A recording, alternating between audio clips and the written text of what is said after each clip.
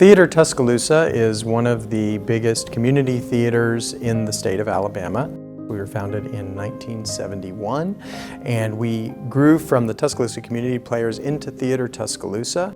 So we work in partnership with Shelton State to create almost like a learning laboratory for the students here, where they're able to work side by side with community members in producing live theater. And so they get to work behind the scenes, on stage, in our costume shops, in our publicity offices, getting hands-on experience, while at the same time supporting the biggest community theater in the state.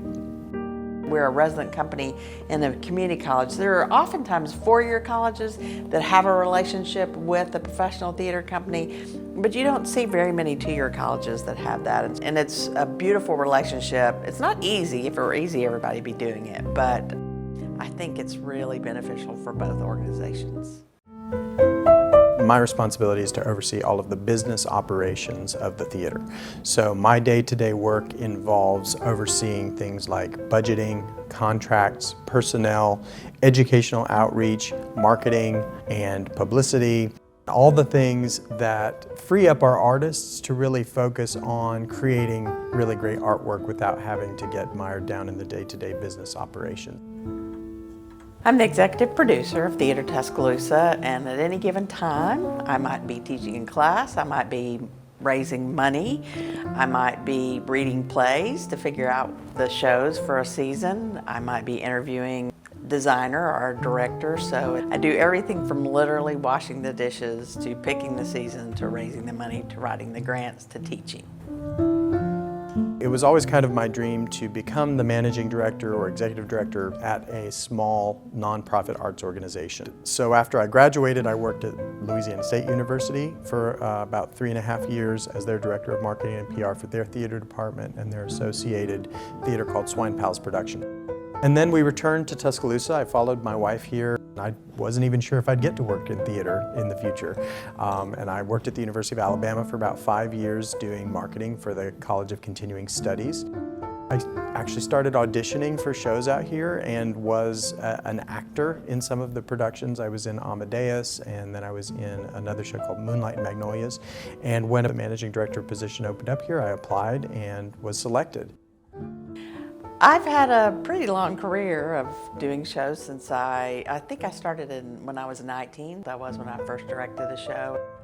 I come by theater just sort of by happenstance, to tell you the truth. I fell in love with it when I did a one act in high school in Texas, and then I ended up majoring in it in undergraduate at Tarleton State University in Texas, and then eventually moved here, and now I've been running this theater company for about 16 years.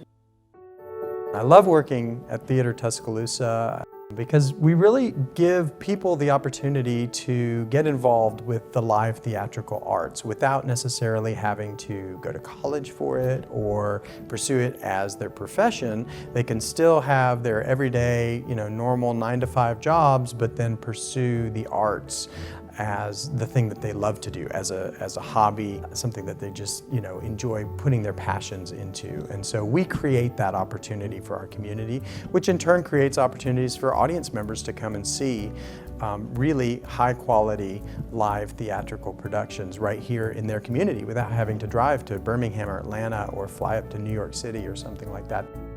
I absolutely love every show that I'm working on. Sometimes it's tedious, sometimes it is absolutely dream fulfilled, but it's always challenging. I take very seriously the art of storytelling.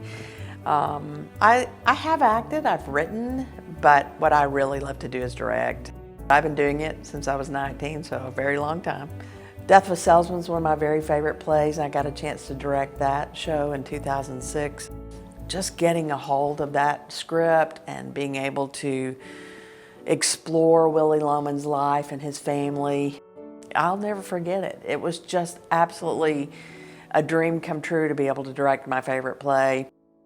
Every time I do a show, I just think I am the luckiest person in the world because I get to tell stories for a living. I am currently working on a brand new play called Launch Day. It is the world premiere and it'll go up in October. I just had auditions this week, and so I'm in the middle of casting that show right now, and I'm talking with the playwright. I'm working with the set designer to get the final designs done. So we've got a lot of things happening at Theater Tuscaloosa.